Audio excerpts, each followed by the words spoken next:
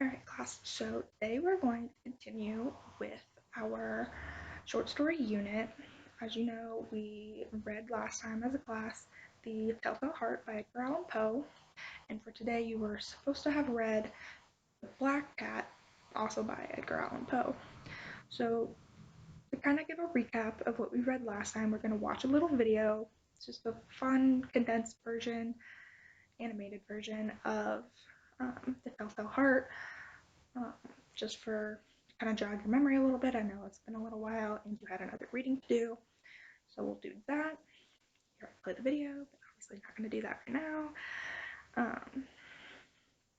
So now that we've got that out of the way, we are going to be looking specifically at the plot elements within the short story today. So I'm going to hand out a little note sheet that gives you all the different terms we're going to go over.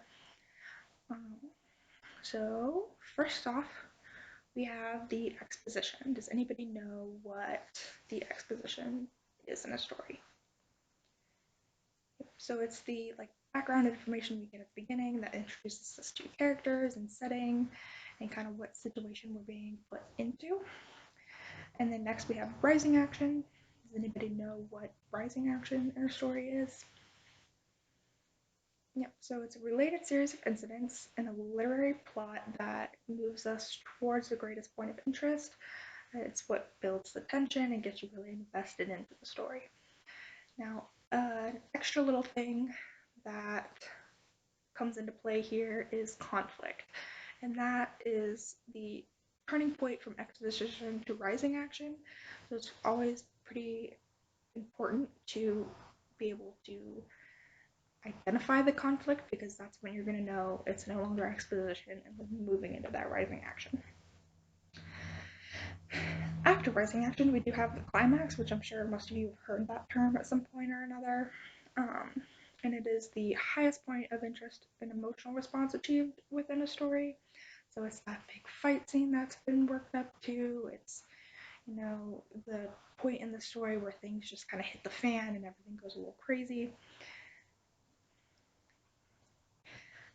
So then we move back down, we go into falling action, which is what happens right after the climax, which kind of leads us into the end of the story.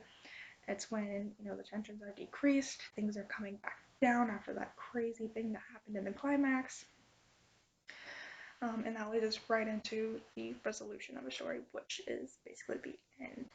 So it's where we get the tying of loose ends, get that just final say on this is the end, there's no more after this. So any questions on any of those terms? Okay, so I'm going to hand out a graphic organizer that has these different elements plotted on it, and we are going to fill it out as a class for a telltale heart. So can anybody give me the exposition on a telltale heart? Okay, so it is when we beginning of the story, we meet the author who is clearly disturbed in some way, and he tells us about the old man that he lives with and where they live and all that. And then we have, can anybody tell me what the conflict is that's going to turn us over into the rising action? Yep, so it's the fact that the old man died really freaks out the narrator, and he decides he can't deal with it anymore. He's got to kill the old man. He just cannot deal with that creepy eye looking at him. So that leads us into the rising action, which is when the old man decides he's going to watch, the narrator decides he's going to watch the old man sleep for 7 nights by poking his head in the door of the old man's room and just staring at him while he sleeps.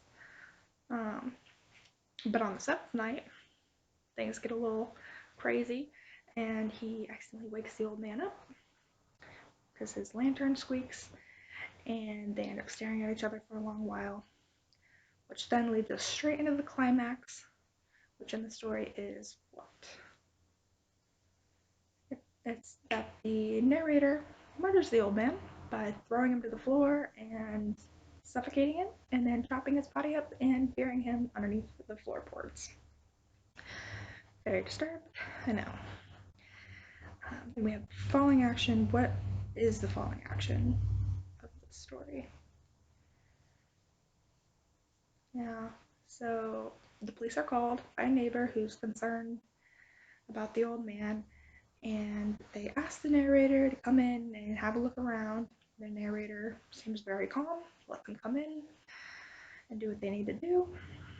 And we have the resolution, what's the resolution of the story?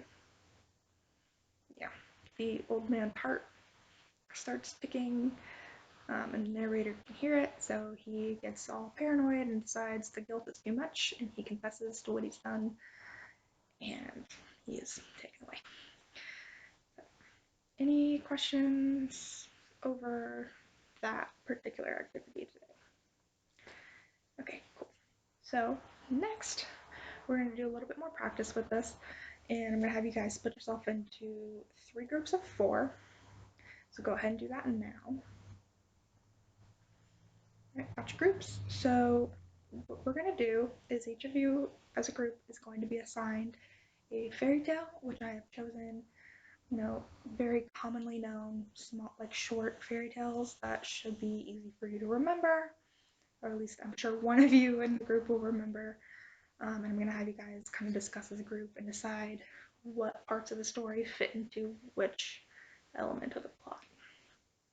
Okay, and when we're done discussing, I'm going to have one person from each group stand up and tell us what they've decided for each element of the plot. So I'm going to have you guys be group number 1, and you're going to have Little Red Riding Hood. I'm going to have you guys be group number 2. You're going to have Goldilocks and the 3 Bears, and then I'm going to have you guys be number 3, and you guys are going to have Cinderella.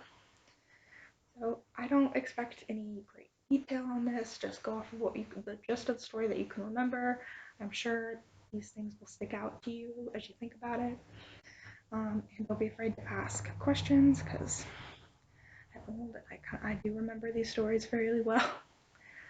So I'm going to have you guys go ahead and start discussing.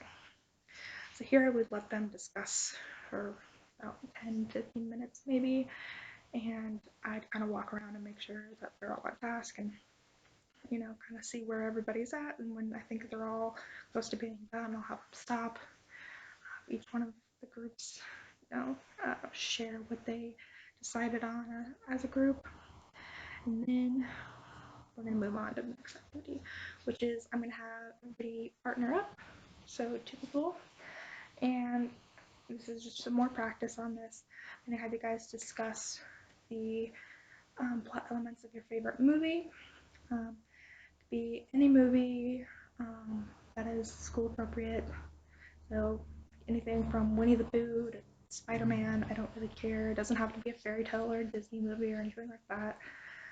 Just as long as it is school appropriate to talk about. I don't want to hear anything too out there. So yeah, and just discuss with each other about the different elements, and I'm going to come around and listen in. If you guys have any questions, let me know. I'll be there. So I'd let them do that for a while, just to get some more practice on it. And then once I've kind of determined that everybody is done with their conversations, I'll have them go back to their seats.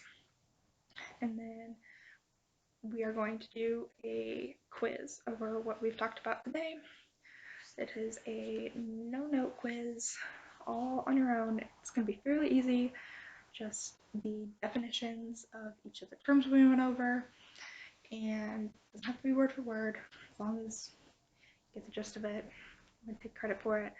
And then attached is another graphic organizer, which you guys are going to fill out over the black cat, which you were supposed to have read for today. Once you're done, turn it in.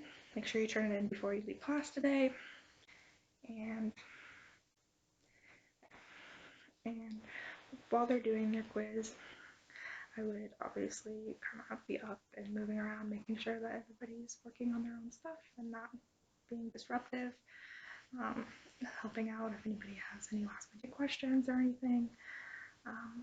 So yeah, that is my lesson plan for